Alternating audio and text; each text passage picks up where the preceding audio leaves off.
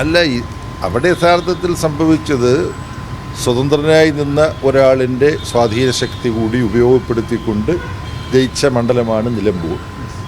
സഖാവ് കുഞ്ഞാലി 1960കളിൽ അവിടെ ജയിച്ചതൊഴിച്ചാൽ മണ്ഡലത്തിൻ്റെ ഘടനയിലും അതിനുശേഷം മാറ്റങ്ങൾ വന്നിട്ടുണ്ട്.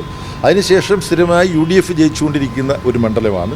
UDF ജയിച്ചുകൊണ്ടിരുന്ന ആ മണ്ഡലത്തെ ഒരു സ്വതന്ത്രൻ്റെ സ്വാധീനവും പരിവേഷവും കൂടി ഉപയോഗപ്പെടുത്തിക്കൊണ്ടാണ് അവസാനം LDFന് കഴിഞ്ഞ 2 കുറി ജയിക്കാൻ കഴിഞ്ഞത്.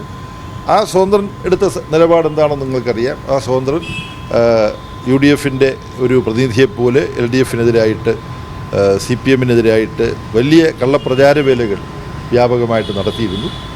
മറ്റു കാര്യങ്ങൾ വിശദമായി പരിശോധിച്ചാൽ മാത്രമേ അറിയാൻ കഴിയുള്ളൂ.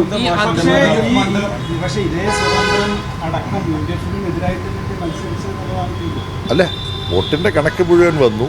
എന്താണ് ഇത്തരത്തിലുള്ളൊരു ഫലം ആയത്? അത് എന്തെല്ലാം ഘടകങ്ങളുടെ പ്രവർത്തന ഫലമായിട്ടാണ് ഇത്തരത്തിലുള്ള റിസൾട്ട് LDFനെ ജയിക്കാൻ കഴിഞ്ഞേക്കുമെന്നുള്ളൊരു അന്തരീക്ഷം ഉണ്ടായിട്ട് LDF ജയിക്കാതിരുന്നത് എന്തുകൊണ്ടാണ്? ഇതെല്ലാം പരിശോധിക്കും. ഇത് LDFൻ്റെ ഒരു മണ്ഡലമല്ല എന്നുള്ള കാര്യം ചരിത്രപരമായി എല്ലാവരുടെയും മുമ്പിലുള്ള വസ്തുതയാണ്. ഈ ക്വാളിറ്റി സഖ്യം ഉണ്ടായിരുന്നു. കാരണം വെച്ചാൽ BJPയിലെ കഴിഞ്ഞ തവണയുള്ള വോട്ടിംഗ് പോലും BJPക്ക് പിടിച്ചു നിൽക്കാൻ. ഞാൻ പത്രങ്ങളിൽ നിന്ന് മനസ്സിലാക്കിയത് ഇത്തവണ BJPയുടെ സ്ഥാനാർത്ഥിയായ ഇന്ന ആൾ തന്നെ മുഖ്യ മത്സരം LDFും UDFും തമ്മിലാണ് എന്നുള്ള സാഹചര്യം വന്നപ്പോൾ BJPയുടെ കുറേ വോട്ടുകൾ UDFന് അനുകൂലമായി മാറ്റിക്കൊടുത്തിട്ടുണ്ട് എന്ന് പറഞ്ഞിട്ട് BJP സ്ഥാനാർത്ഥിയുടേതായൊരു പ്രസ്താവന ഞാൻ മാധ്യമങ്ങളിൽ കണ്ടു. അത് എത്രത്തോളം വസ്തുതാപരമാണ് എന്നെനിക്കറിയാം. ഈ അധികാര തുടർച്ച പ്രതീക്ഷിക്കുന്ന LDFന് ഏതെങ്കിലും തരത്തിലുള്ള ഒരു ആത്മവിശ്വാസക്കുറവ് ഈ ഒരു തോൽവി അവിടെ ബാധിക്കില്ല LDFന്? ഒരിക്കലും ഇല്ലല്ലോ. അധികാരം പിടിക്കുമെന്നാണല്ലോ. മുമ്പ് ഇതുപോലെ പാർലമെന്റ് തിരഞ്ഞെടുപ്പിലെല്ലാം ചില പിന്നോട്ടടി LDFനുണ്ടായതിനു ശേഷമാണല്ലോ കേരളത്തിൻ്റെ രാഷ്ട്രീയ ചരിത്രത്തിൽ തെരഞ്ഞെടുപ്പിലേക്ക് പോകുമ്പോൾ LDFനുണ്ടായിരുന്ന സീറ്റിനെ അപേക്ഷിച്ച് സീറ്റിൻ്റെ എണ്ണം വർദ്ധിപ്പിച്ചുകൊണ്ടാണ്, CPMൻ്റെയും LDFൻ്റെയും സീറ്റിൻ്റെ എണ്ണം വർദ്ധിപ്പിച്ചുകൊണ്ടാണ് 2ാം പിണറായി വിജയൻ ഗവൺമെൻറ് വന്നത്. അത്തരത്തിൽ 2ാം പിണറായി വിജയൻ ഗവൺമെൻറ്റിൻ്റെ ഇപ്പോൾ നടത്തുന്ന പ്രവർത്തനങ്ങൾ, തുടർന്ന് ഇനി 1 വർഷക്കാലം നടത്താൻ പോകുന്ന പ്രവർത്തനങ്ങൾ, ഈ ഗവൺമെൻറ്റിനെതിരായിട്ട് കേന്ദ്ര ഗവൺമെൻറ് നടത്തിക്കൊണ്ടിരിക്കുന്ന കുത്തിത്തിരിപ്പുകൾ, ഇതെല്ലാം ജനങ്ങളുടെ മുമ്പിൽ അവതരിപ്പിച്ചുകൊണ്ട് വീണ്ടും ജനവിശ്വാസം നേടാൻ LDFന് കഴിയും എന്ന ഉറച്ച വിശ്വാസമാണ് ഇപ്പോൾ. ഇല്ല, അങ്ങനെ ഒരു കാര്യവും പാർട്ടിയുടെ ശ്രദ്ധയിൽ ഇല്ല. അങ്ങനെ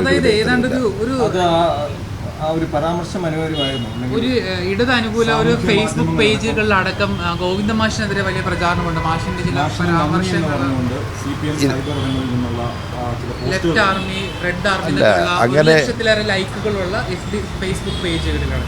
നിങ്ങൾ ഈ പറയുന്ന ഫേസ്ബുക്ക് പേജുകളോ ഒന്നും ഞാൻ കണ്ടിട്ടില്ല. അത്തരത്തിലുള്ള കാര്യം എൻ്റെ ശ്രദ്ധയിൽപ്പെട്ടിട്ടുമില്ല. അപ്പം അതൊരു തെരഞ്ഞെടുപ്പിലെ ഒരു ചർച്ചാ വിഷയമായിരുന്നില്ല. ഇലക്ഷൻ്റെ 15ാം നിമിഷത്തിലേക്കുള്ള 2ാമത്തെ പരാജയമാണ്. ശക്തമായിട്ടുള്ള രാഷ്ട്രീയ പോരാട്ടത്തിനാണ് CPM പ്രത്യേകിച്ച് ഇടതുപക്ഷം അവിടെ ശ്രമിച്ചത്. ഒരു UDF മണ്ഡലമായി തന്നെ ശക്തമായിട്ടുള്ള രാഷ്ട്രീയ പോരാട്ടത്തിന് ശ്രമിക്കുകയും ചെയ്തു. അവിടെ എന്തെങ്കിലും ഒരു പാളിച്ചകൾ വന്നിട്ടുണ്ട്? ഇല്ല, അവിടെ വളരെ കാര്യക്ഷമമായ പ്രവർത്തനമാണ് നടത്തിയത്. ഒരു തെരഞ്ഞെടുപ്പിൽ ഒരു സ്ഥാനാർത്ഥി തോൽക്കുമ്പോൾ വ്യക്തിപരമായ ആ സ്ഥാനാർത്ഥിയുടെ തോൽവിയല്ല അത്. CPIഎമ്മിനെ സംബന്ധിച്ചിടത്തോളവും LDFനെ സംബന്ധിച്ചിടത്തോളവും നിലമ്പൂരിൽ അവതരിപ്പിക്കാൻ കഴിയുന്ന ഏറ്റവും പ്രഗത്ഭനായ സ്ഥാനാർത്ഥിയായിരുന്നു സഖാവ് M. സ്വരാജ്. അത്തരത്തിലുള്ള സ്വീകാര്യത ഉണ്ടായിരുന്നു. രാഷ്ട്രീയ കേരളവും സാംസ്കാരിക കേരളവും തുറന്ന ഹൃദയത്തോടുകൂടി സ്വീകരിച്ച സ്ഥാനാർത്ഥി തന്നെയായിരുന്നു സഖാവ് M. സ്വരാജ്. ഇത് ഒരു വ്യക്തിപരമായ പരാജയമല്ല. പ്രതികരണമേ തൊട്ട് മുമ്പത്തെ ദിവസം നടത്തിയൊരു പ്രതികരണം, അത് ദേശീയ ജനറൽ സെക്രട്ടറി കൂടിയാണല്ലോ. അപ്പോൾ ഈ വിഷയത്തിൽ RSSുമായ ഒരു കൂട്ട് ഒരു ഘട്ടത്തിൽ CPM ഉണ്ടാക്കിയിട്ടുണ്ട് എന്ന പ്രതികരണം വലിയ തോതിൽ ചർച്ചയായിരുന്നു. ആ പ്രതികരണത്തിൻ്റെ നിജസ്ഥിതി എന്താണ്? ആ പ്രതികരണം വേണ്ടിയിരുന്നതാണ്, പ്രത്യേകിച്ചൊരു CPMൻ്റെ സംസ്ഥാന സെക്രട്ടറി ആ വിധത്തിൽ പ്രതികരിക്കുന്നത്? ആ പ്രതികരണത്തെക്കുറിച്ച് സഖാവ് ഗോവിന്ദൻ മാസ്റ്റർ തന്നെ പിന്നീട് പ്രതികരിച്ചു, വിശദീകരിച്ചു. മുഖ്യമന്ത്രി സഖാവ് പിണറായി വിജയൻ ഏതാണ്ട് അരമണിക്കൂറെടുത്ത് അതിനെക്കുറിച്ച് പ്രതികരിച്ചു. ഈ 2 പ്രതികരണങ്ങളും വന്നതിന് ശേഷം ഞാൻ ഇനി അതിനെക്കുറിച്ച് മറ്റൊരു പ്രതികരണം നടത്തേണ്ടതില്ല.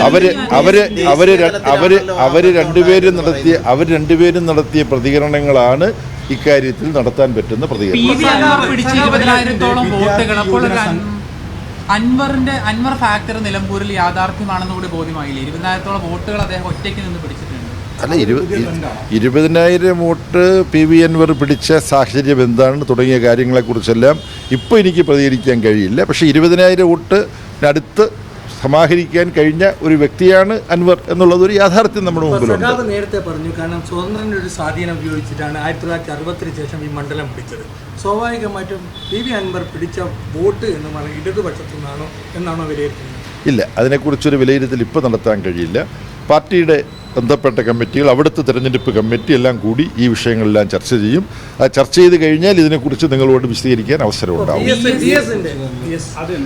ഞാൻ ഇപ്പം തിരുവനന്തപുരത്തേക്ക് പോകുന്നത് VS കാണാൻ വേണ്ടി കൂടിയാണ്. അപ്പം ഇപ്പോഴെങ്കിലും നിങ്ങൾ എന്നെ വിട്ടില്ലെങ്കിൽ എനിക്ക് ഫ്ലൈറ്റ് മിസ് ചെയ്യും. VS VSൻ്റെ മകൻ അരുണുമായിട്ട് ഞാൻ സംസാരിച്ചു ഇപ്പോൾ ഫോണിൽ. അപ്പം ആശുപത്രിയിൽ പ്രവേശിപ്പിക്കപ്പെട്ടതിന് ശേഷം VS സ്റ്റേബിളാണ്, മറ്റ് പ്രയാസങ്ങളൊന്നുമില്ല, ഉത്കണ്ഠപ്പെടേണ്ട കാര്യമില്ല എന്നാണ് എന്നോട് അരുൺ പറഞ്ഞത്. അപ്പോൾ ഞാൻ പറഞ്ഞു ഉത്കണ്ഠപ്പെടേണ്ടതില്ലെങ്കിൽ പോലും ഞാൻ തിരുവനന്തപുരത്ത് ഇറങ്ങി നേരെ VSനെ ചികിത്സിക്കുന്ന ഹോസ്പിറ്റലിലേക്കായിരിക്കും വരിക. അതിനുശേഷം കാര്യങ്ങൾ. പശ്ചിമ ബംഗാളിലെ കോൺഗ്രസിനെ CPM പിന്തുണയ്ക്കുകയാണ് ചെയ്തത്. പക്ഷേ കോൺഗ്രസ് സ്ഥാനാർത്ഥി തോറ്റോടെ അത് CPM പിന്തുണച്ചു കഴിഞ്ഞാൽ ആ സ്ഥാനാർത്ഥി ജയിച്ചു കൊള്ളണമെന്നുള്ള യാതൊരു കരാറും ഇല്ല. പക്ഷെ അവിടെ ഇടതുപക്ഷത്തിൻ്റെ CPMൻ്റെ മാത്രമല്ല ഇടതുപക്ഷത്തിൻ്റെ പിന്തുണയോടുകൂടി മത്സരിച്ച കോൺഗ്രസ് സ്ഥാനാർത്ഥി കഴിഞ്ഞ തെരഞ്ഞെടുപ്പിനെ അപേക്ഷിച്ച് സ്ഥിതി മെച്ചപ്പെടുത്തിയിട്ടുണ്ട് എന്നാണ് ഞാൻ ഇടയ്ക്ക് അന്വേഷിച്ചുകൊണ്ടിരുന്നപ്പോൾ മനസ്സിലാക്കിയത്. തൽക്കാലം അത്രയും മതി. ഓക്കെ.